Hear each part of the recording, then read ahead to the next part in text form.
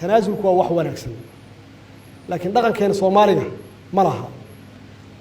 وكومبرومايز وحويه قفكو مركو تنازلوه waxaa loo akhriyaa in laga adkaaday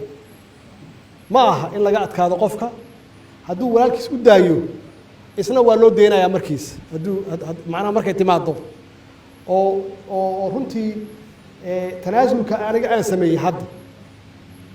ay qayb ka tahay sida aniga aan sheegay inuu san shisheeyna soo dhaxgelin habeen dhaweydna waa yara taabtay haddana waxaan rabaa inaan ku celiyo dhibaatooyinka dalkan soo maray intooda badan waxay ka timid tanaasul la'aan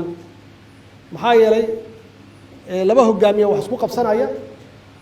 intay ka heshiin kareen ama compromise ka gali kareen nin walba ninka kale wuxuu rabaa inuu xariga ku gooyo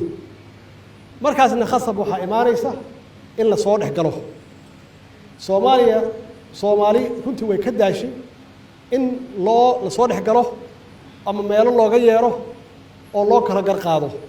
wax wanaagsan ma ah muddo dheer ayaan ku soo jirnay hadda waxaan rabnaa marka in aan ka bislaan arrintaas oo aan majuur ka noqono oo anagu aan raadin dhexdeena inaan is xalino oo aan xal helno halkaasna koow waxa ka ah tanaasul